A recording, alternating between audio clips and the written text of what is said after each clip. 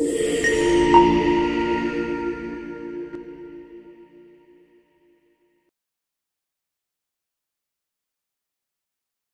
you very much for joining our session today, where we're taking a deep dive into the 2024 Reading SATs paper. With me today is Heather March, who is Director of Teaching and Learning at Aim High Academy Trust. And I'm Claire Freeman from Reading Solutions UK. I'm a Reading Development Consultant and Head of Research. So today we're going to have a little bit of a look at the national reactions to this year's Reading SATs paper compared to 2023. We're going to have a little look at the results from our survey, which focused on the paper's difficulty, fairness and overall effectiveness. We're going to have a chat with Heather about her own trust's experience and the experience with the 2024 SATs paper compared to the previous years. And then we're going to have a little chat about some of the strategies that we shared in preparing for the SATs webinar that we did earlier in the year, and see how that helped prepare the pupils for the SATs paper, and make some suggestions for future preparation as well. Great. We'll be taking around about 45 minutes, and if you do have any questions at any point, please feel free to put them in the chat box and we can answer them as soon as we get a minute. So, what are your thoughts then, Heather? In terms of the SATs text and styles of text, what did you think about it this year as a general overview? Yeah, so initial impressions were, and this was shared by the Year 6 teachers across the trust really, initial impressions were pretty similar to last year in terms of complexity, but all felt the surprise with that initial non-fiction text. All felt that now we've had a bit more time to look at it since they've been released. And that's the first time we've seen where we've got the non-fiction and the two narratives. So that was certainly something that was thrown up. Every year for the past few years, I've been saying maybe there'll be a poem again, but yet again, there was no poem, no poetry. But first impressions were on the whole similar to last year, but not harder than last year, but it had its own kind of tricky areas in slightly different ways, I would say. Yeah, definitely. That's certainly some of the feedback I've heard. Mm-hmm.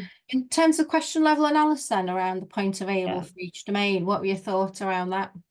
So again, looking at it in more detail since it's been released, but very, very heavy again, inference and retrieval, as it always is. And looking at it, that's fairly similar to last year's balance, pretty similar. Not a great deal of vocabulary questions, although we felt the vocabulary within the reading booklets was very tricky. And certainly one of the things that was thrown up was the vocabulary in that first text was tricky for the children.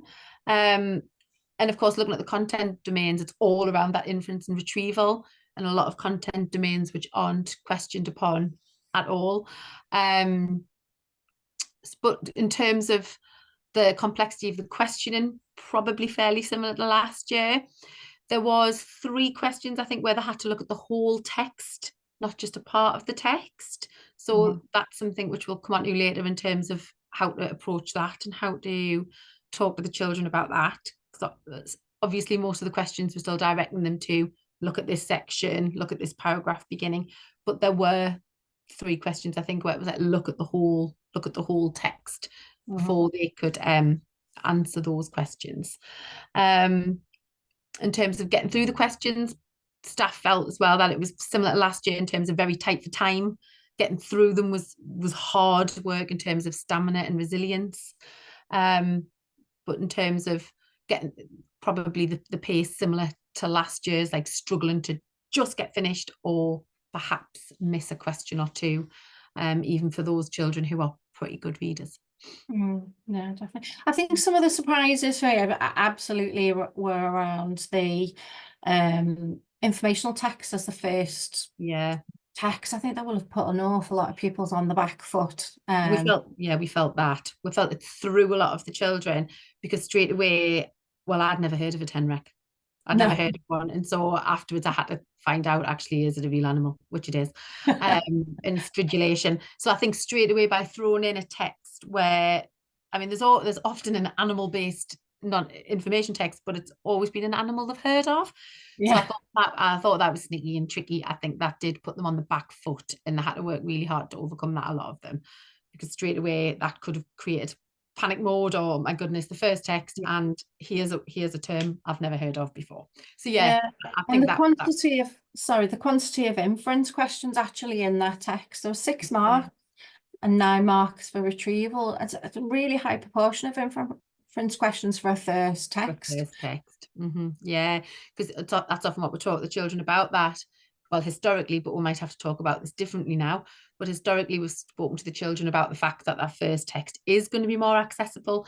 It's often a narrative which might have slightly more of a relatable context. It doesn't usually have vocabulary that's going to be unknown to the children in the first text. It's something that they're usually very familiar with in terms of vocab. So yes, the complexity of that one. So the complexity overall, staff felt was comparable, but they did feel the complexity of the first one was higher than a typical first text. Definitely, that's the thoughts. But then they didn't really get any reprieve in the second text either, with again, the majority of marks in that text were inference based. Yeah, and some tricky, sneaky ones in there as well.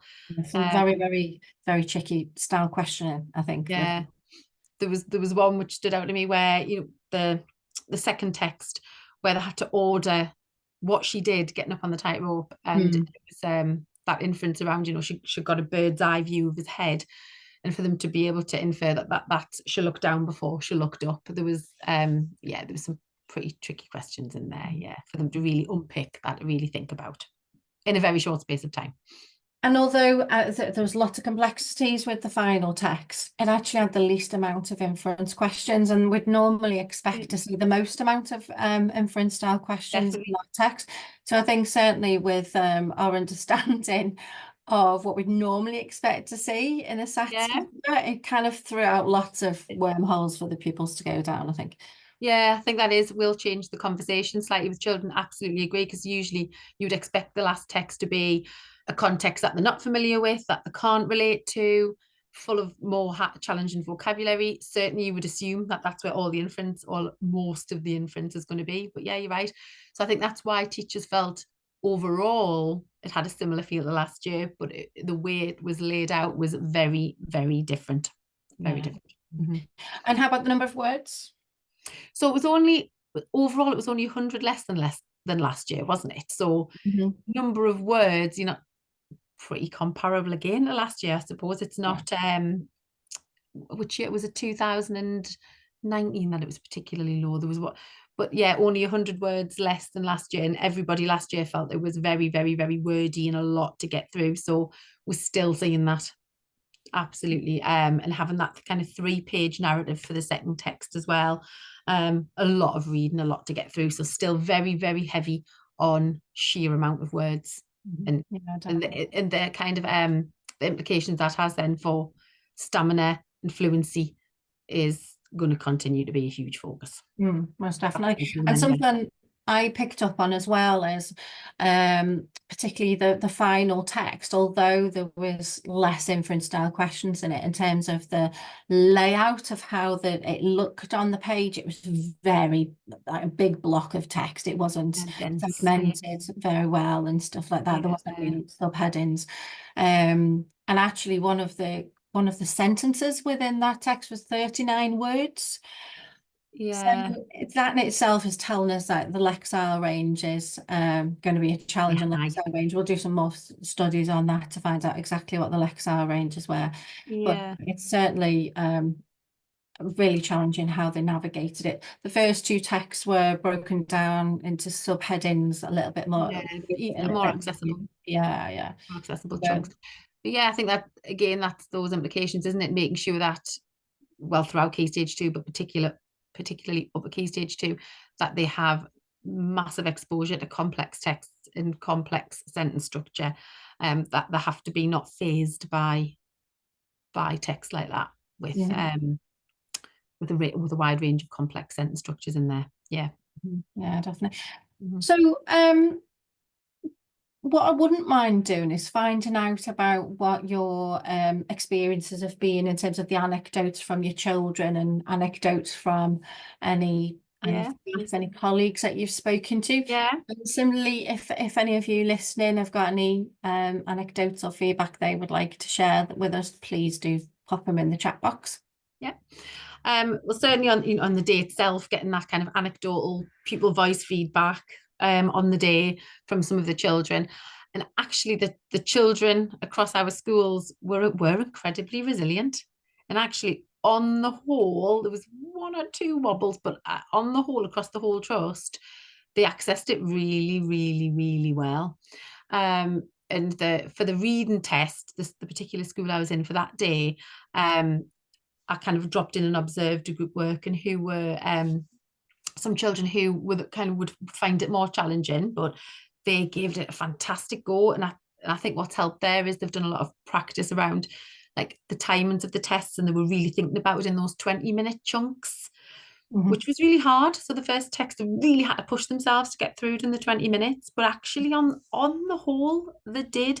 There was only a handful of children who were disappointed that they hadn't managed to quite get finished. But I think, that's kind of a testament to the teaching staff and what's been put in place, that they were well prepared. They did access it, and they did do a really, really, really good job.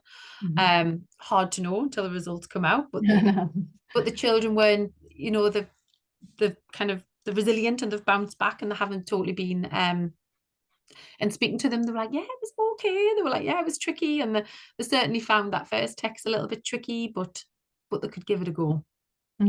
I would say that was the similar attitude of my son as well. He was like, yeah, it was okay, was his response. The teaching staff across the schools all said very, very similar, that the first text was like, oh, that's a tricky one through them, but the children were resilient, seemed calm, seemed okay. For those children who needed it, the rest breaks were beneficial, giving them those rest breaks at 20-minute intervals to try and keep them really, really focused and really sharp on what kind of ultimately what their aim was, of giving them those targets to try and in practice test to get to that point after a certain time. So teachers were very impressed with the children's attitude and resilience, but it was very much a common picture across the 3 schools, really. Yeah, fabulous. When we spoke earlier, you mentioned something about how the questions were a little bit confusing, particularly the one about the Tenricks. Yeah, absolutely. Social animals. Yes. So some of them, observing some of the children, another question which stood out was about how do we know that Tenrecs are social animals? Well, I think a lot of our children might have said, as stated in the text, we are told that they are social animals, because it actually said that. And I think whereas obviously that isn't allowed in the mark scheme, and they had to read round it and think, well, it's the fact that they want to be in family groups and they don't live alone. But I'm wondering when it comes back whether a lot of our children might have been caught out by that, because it's actually stated that. I also think some of them may have found it tricky, the one where they had to join the features of the Tenrec to other types of animals, because a lot of it was in one section of the text, but then there was the bit about the crickets making the sound like a cricket was on the other side of the page. So I think some of them were getting a bit muddled there. Some of them I think might have made the leap from the snout being like part of a hedgehog rather than the bird. So yeah, they gave it a really good shot, but I think there was some where I thought, they might just have missed out on the marks because of the complexity of the word and of the questions. Yeah. And they might have left feeling quite confident, but I just wonder, is how, looking at the mark scheme, will some of them actually lost a few marks just because of the complexity of that, and like you say, how heavy it was on the inference and the first text, and how specific they've got to be with some of their answers as well. Yeah. Fingers crossed. Fingers crossed. Yeah. So although they answered everything in that first text, yeah, it's that. Yeah. What I'd like to do now is just give you a little bit of an insight as to some of the information that's come through from our Reading Solutions UK survey that we conducted straight after SATs. And so we asked we asked whether the people felt it was harder or easier or about the same. And so what we found was that 33% felt that the paper was harder and 48% said it was about the same. So we believe that last year's paper was perceived to be the hardest since 2016. So if you're thinking it's even harder than that, then it's going to have been a challenge for the pupils. Other feedback that we've had is that same as last year, the test was awful too. 2023-24, it was harder than many previous papers. We've also had the last text made my most confident student cry. She aced her 11 plus and was broken by her SATs today. She has never not understood the text, and today she was a shell. God love her. It's terrible to hear, isn't it? Have you had anything like that come across? Have you come across anything like that, Heather, or is it been like I have like previous experience, and I think sometimes you find that with those really able students who put so much pressure on themselves sometimes, don't they? I don't think that doesn't come from staff and teachers. I think sometimes you just come across those children who need that nurture because they put that pressure on themselves. But I think it can be very, very overwhelming. And I do think that about having an hour to access those 3 texts and answer all those questions. So when I keep talking about like resilience and stamina, that is a massive, massive thing, because it's that panic that sets in for some children as well, who really, really care and really put that pressure upon themselves. And I can see how that could happen, because especially if they're conscious of the time, which of course there will be. So we didn't have anybody this year like that, but we did have a couple of years ago. We had a very actually, was it like 2 years ago? So it was when it was 2022, the 2022 one. A really, really able little boy just had a complete meltdown when he first opened it and had a panic. So what we did, we completely removed him out of the situation, just took him out, kept him away from the other children. The head teacher actually like fed him chocolate and told him jokes and just like really calmed him down. The other children continued, and he was in a completely separate room, 2 members of staff. And then when he felt ready, he did it by himself before he'd had any contact with the other students, because he would have just sat there. He'd gone into panic attack mode. Oh, so there was absolutely no point in him doing it then. But within an hour later, he was on doing it, and he absolutely smashed it. Oh, But of course, that's if you've got the staff to do that. And that was easy enough for us to do, because it happened right at the start as soon as you opened it. So we're like, pause the time, right? Just come out. There's no point in there crying for an hour and not doing it at all.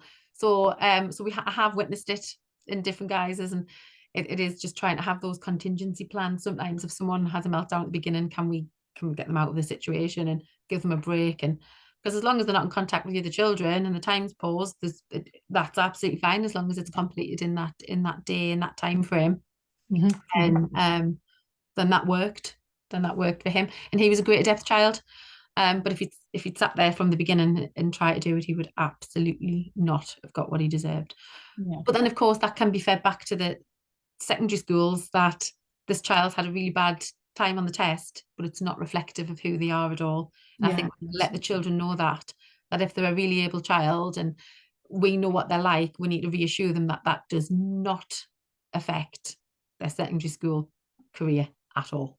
No, not at all. Everything's movable in secondary, within first term, they're adjusting, sitting and things like that. They'll be fine. Yeah, that's awful. Yeah, we don't want to see children broken and upset by a test. Yeah. Some other feedback we've had is that 42% said the texts were more complex and 48% said the vocabulary was more complex. So I think that certainly the main feedback that we've, in terms of the anecdotal feedback, was that the language used was much more complex and not appropriate for all children. Lots of children struggling with all 3 texts, like as you've just said. Another comment was that the complexity of the questions was the main challenge yet again. Some questions were so ludicrous. Ludicrously worded. That's how funny to say, stumble on that word. who just reworded that. It was hard to get to the nub of what was actually required, and I think we highlighted that earlier on in terms of not being able to just state what was said in the paper. Another comment has been like 46% of tests were less relatable in regard to students' cultural capital. I really have a concern about this because it's so many children have no idea what we're talking about in terms of TENREX. I mean, most adults didn't have any idea about. Well, like I say, I hold my hands up. I had, I'd never heard of one before. And it's just not relatable for an awful lot of pupils. So a comment was in terms of cultural capital, our cohort and children within in the group won't have had any experience of some of the concepts. It bore no interest to my children and did not show fairness in capital cultural experiences. And the papers are more and more aimed at middle class white children. What are your thoughts on that, Heather? I think they often have been. I think that's often been the feel, but I completely agree with the whole relatable aspect, because I always in the past have felt that at least the first text has often been a narrative that they can have some understanding of. 2 years ago with the football trip, and at least that's like within their kind of understanding. The camping one last year, yes, I haven't been camping. We do take our children on a camping residential, so a lot of children in our trust certainly have an understanding of a camping trip. So again, that's relatable. It's not something they haven't heard of. I think we often expect the last text to be a bit more abstract. We expect that text to be more challenging and less relatable, I think, over the years. But yeah, I agree. I think the 3 texts, you could argue, weren't particularly relatable. Yes, some children may have been to a circus, but some may not. So yeah, there wasn't one text where you thought, oh, every child will have had experience or an understanding of that. Yeah, so I think this is the first time where I felt every single text was a bit more unrelatable. Yeah, I'd agree with you. Additional feedback that we've had, we've pretty much touched on it already, was that there was too many inference questions and the text was too long to complete in the time limit. Is there anything further that you would like to add to that, or have we covered it up? Yeah, I agree. Time is very tight, and I do often think that I think an hour for the reading paper. I know my thoughts on this isn't going to change anything, but I often find that the grammar paper is certainly far more accessible and fairer in terms of time. Because you've got 45 minutes, and I always feel that the children with those questions have plenty of time to do them and a little bit of time for checking. Whereas the reading paper, I just think the structure isn't right. I don't know what the answer is, but maybe 2 separate papers, maybe one 40-minute paper, a 45-minute paper, and one half-an-hour paper. Just, I feel like it's a lot of cognitive overload in an hour for an 11-year-old to race through. It's my personal thought. But I can't see that changing. So we do have to prepare our children that it is going to be an hour of intense reading. They can't really switch off for a minute. No, they haven't got the capacity for an extra minute, have they? No. So I'm just seeing that Chris is saying, Chris Best, that he's agreeing with everything so far, and we've got a thumbs up. So it's good to know that your experiences have been similar to other people's.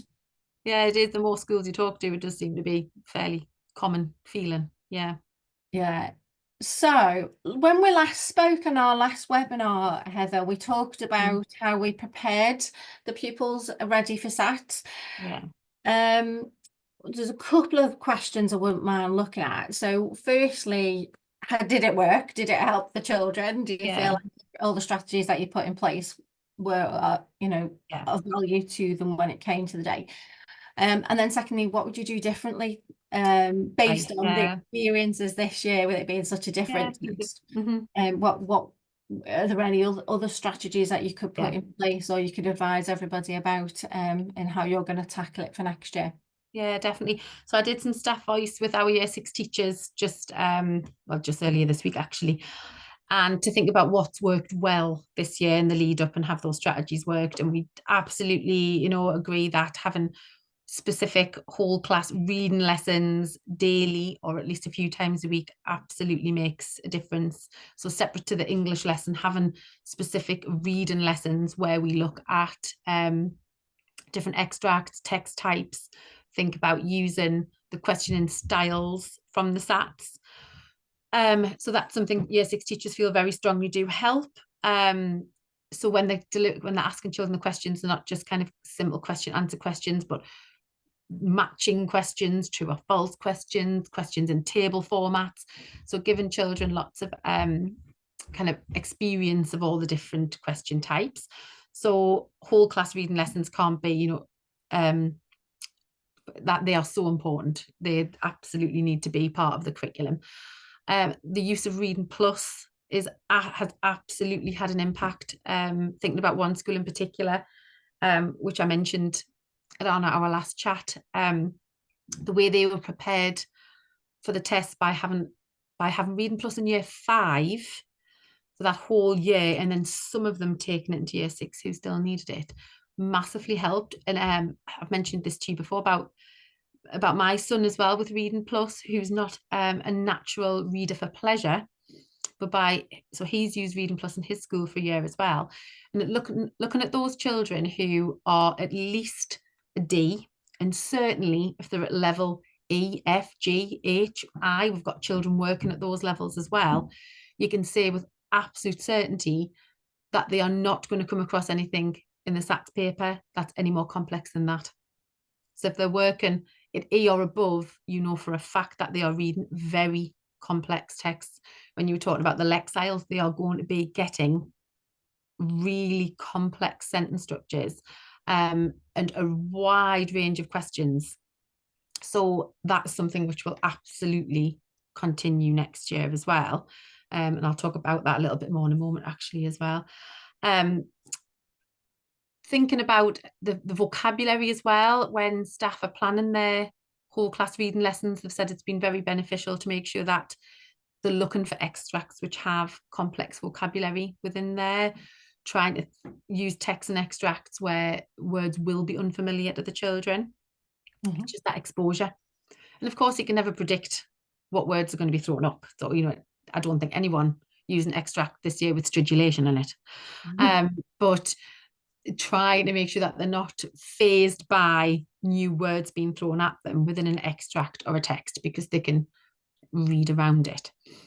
And that kind of thinking about what we would do differently for this year, I would certainly talk to the Year 6 teachers about, and then I know they will use that TENREC text as an example in their teaching next year to say, right, don't be put off by a text. If it's an unfamiliar word, actually we'll just read it. That doesn't matter to the meaning once you get past it. So really talking to them and discussing the importance of not being fazed by something like that. And of course, within the test, they don't have access to dictionaries, or they can't ask what a word means. So they've got to be confident enough to know that doesn't matter. I can read around it. I can read the rest of it. And that word then will hopefully make sense.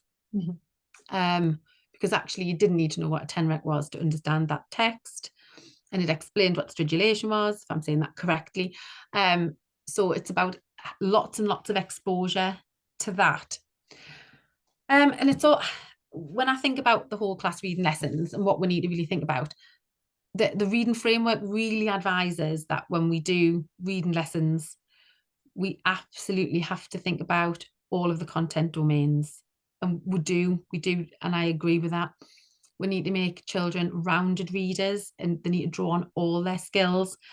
But I think we can still do that whilst also discreetly teaching them what those skills are and giving them that language so that they can apply many of those skills all at the same time. And I think you can also have that conversation with them about the fact in the SATs paper, it's going to be mainly inference, retrieval, and a little bit of vocabulary. So when you're throwing up the question types on the board or in front of them, having a discussion sometimes with just, right, let's take a moment and think about what kind of question it is. And I know our teachers do that a lot. There's loads of conversations. So the children are like, oh yeah, it's an inference question. It's not going to tell me exactly what it is. It's retrieval. I just have to go in and get it.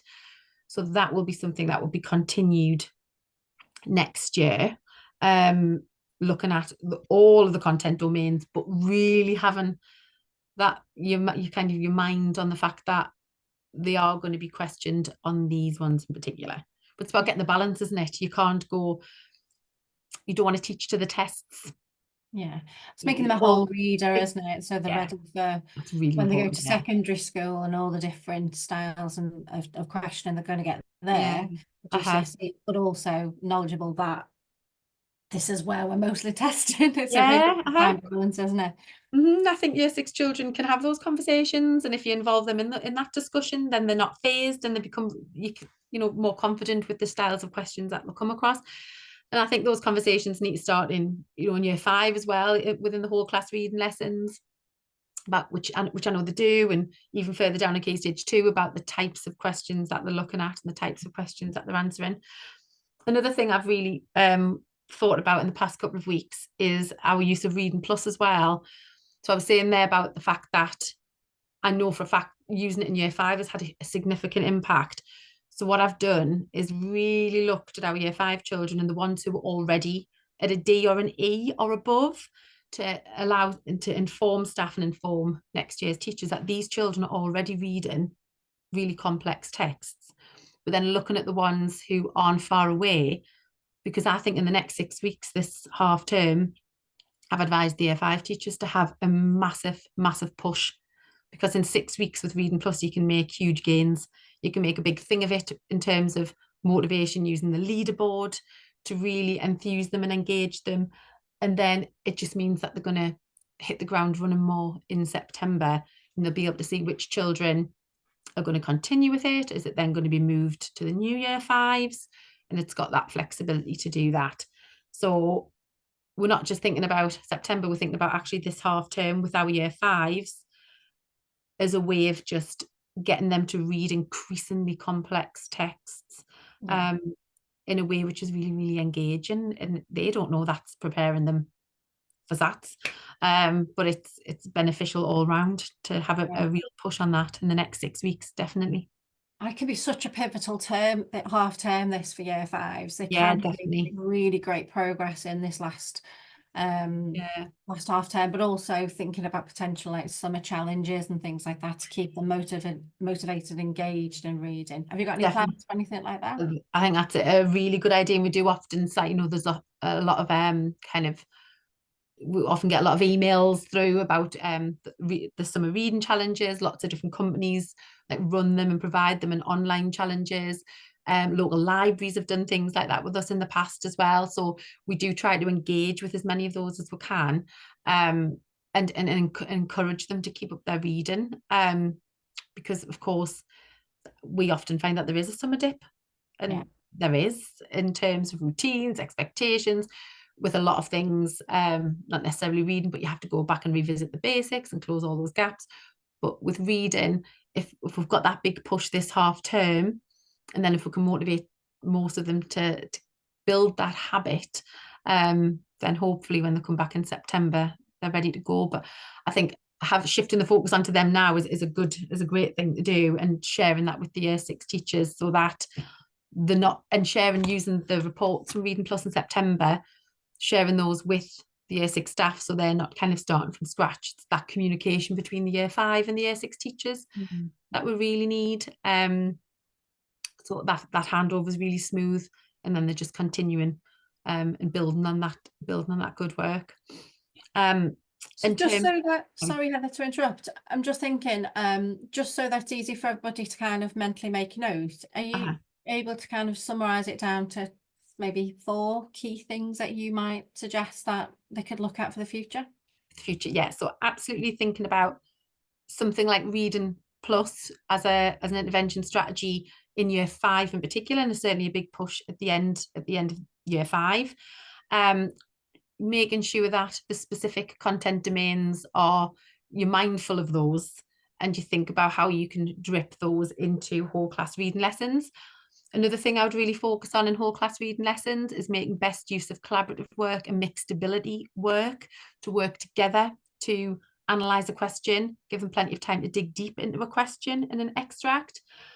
And another thing would be to make sure that within whole class reading, to kind of mix it up and not always just have question, answer, but to be really thinking about activities to engage them, like timed activities. Who can find me a word which means, or find me a word which is like, find me a place in the text where it tells me such and such. playing little games like fastest finger, who can be the first to put their finger on the word, which means the same as such and such. So mixing it up with little starters or activities within whole class reading, which switches them on and really keeps them motivated and focused. So that they really engage with the text, and they're confident skimming and scanning and finding the way around a text as well.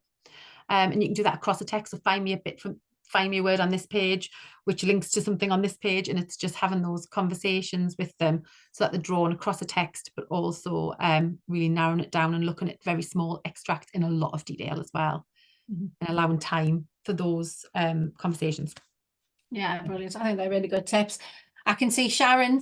Thank you for your message, Sharon. Sharon says, Heather, we agree with everything being said, particularly the layout of the text and the topics given. Yeah. Thank you, Sharon. So we've done the hard bit now. Pupils are through it, and year 6 are kind of going, oh, thank goodness for that. And on to lots of lovely, nice memory building events like camping for a couple of days. So I want to just push forward now to results day and how do you manage that process? What would you normally do in school? Yeah, we have conversations across our trust about this, because we like to try and make it kind of uniform in terms of how children get the information. So results day, Tuesday, the 9th of July. I mean, we can't do anything about it now. Of course, what it is, it's about how we share that information and make sure that children aren't disheartened, and make sure it's done in a kind of sensitive way as well. So we agree a date. It's usually either on that particular day or the day after. Just we'll kind of agree that, depending if there's anything else going on. Children do receive it in an envelope with a breakdown of what the terminology means and the numbers mean. However, we do also offer drop-in sessions for parents on that same night, so they can have the option of coming in and talking about it. Because if I think back to when my oldest got his, it was my husband who'd picked him up because I was still at work, and he'd opened it, and the numbers didn't really mean anything to him. The numbers, if you're not in education, then it doesn't really tell you a lot when you first glance at it. You really need to look at the breakdown and what it all means. But for some parents, that's quite heavy going. So I think having that and if they're opening data and it says 99, it sounds brilliant, doesn't it? It sounds brilliant. I had to say, what does that mean? What do the scale scores mean? If you're not a teacher, if you're not in education, it's very, very confusing. And even what does EXS mean? And you know, it's all very confusing. So having that, a lot of our parents do utilize that, and they do go and have the conversation with the teacher. And what's really nice about that is they can say, if look at the progress you've made when you started year 6, if someone hasn't achieved expected standards, but look how far you've come, that means that you're really ready. You'll be able to access the reading in secondary school. Or if someone's had a wobble and they haven't scored the way you want them to, they can have that conversation with the teacher to say, your attitude's been fantastic. Don't worry about it now. We'll move on. So I think those conversations can be used in different ways, or to massively celebrate success if someone's got what they've worked for and they are really able. But it allows that kind of buffer, and a lot of parents like that we've found, and we do have lots of parents turning up, and I think they like to just sit down and have that conversation. It's a way of celebrating the child's achievements from whatever their starting points were, because even if they haven't quite reached age related, they might have made massive gains from their starting points. So that's how we do it. So it's like an open door policy, really. Yeah, brilliant. I think that sounds like it's managed really, really well. And how do pupils respond to that process? They seem to really like that, actually. A lot of them seem to enjoy having that time with the teacher and the parent to have their progress celebrated, not in comparison to anybody else, but just on their terms. And there's very much an emphasis on that throughout the year, that the practice tests are used to celebrate personal progress, whether that's someone getting 3 or 4 marks the next time, or someone getting 10 or 12 marks the next time. It's progress from whatever their starting points are, because you find that children actually tend to, from practice sat to practice that, with all the input, do make small steps of progress, or huge steps of progress, and it's for them to recognize themselves and try not to compare to other children, try and make it about them, really.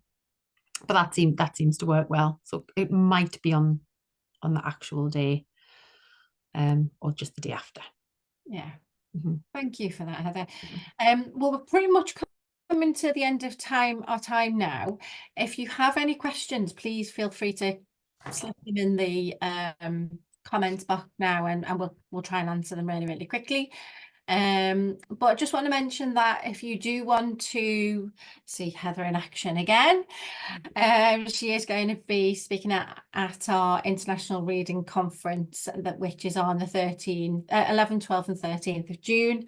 And know that I can see that Abby's put a little message in the chat box, just so you can click on that and book in if you want to see her there. Or if you wanted to hear any more from us, if you want to talk to us again about potentially about Reading Plus, if you've liked what Heather said about how she's used it, please feel free to get in touch with us, and we'd love to hear from you if you have any questions. I'm not seeing any questions pop up in the box now, so I'm going to assume that everyone's happy to move on now, and I'd like to just thank you for your time for joining. There's lots of links in that chat box if there's anything you want to go back to. The video will be put online as well for you to go back to it another time if you want to catch some of those strategies at a later date if you didn't manage to get it all written down. But I'd just like to say thank you for joining. Thank you to Heather for hosting with us. And it's always great to hear some of the insights that she has from her trust in school. So thank you, Heather. Is there anything that you want to say? Yeah, there was just the one more thing as well, actually, which is linked to Reading Plus, and you're talking about Reading Plus there, that there is also, I know our English leads, I'm going to point them towards the self-evaluation tool for English. Oh, yes. Ahead of the next academic year. There is a really useful self-evaluation tool, which we do because it informs our action plans for the year ahead. So I am going to be pointing our English leads at that, just to reflect and think about what we want to put in place for September. Yeah, so the Deep Dive documentator are really excellent. You don't have to be using Reading Plus to use it at all. You can find it there. Abby has just posted it in the group chat. Yeah. It's a brilliant tool for your self-evaluation and preparation for a deep dive with reading. But more than anything, it's an audit yourself around what's working, what needs to change, what evidence do we have. So if you want to look at that, you can, if you click on it, download it and save it before you enter any information, otherwise we'll all be able to see it. But you're free to use that. It's a free resource for you. Great. Well, thanks for mentioning that there. Thank you, everybody. Chris, thank you. I can see you just said thank you there. And hopefully we'll see you again next time. Lovely. Take care of yourselves. Bye-bye.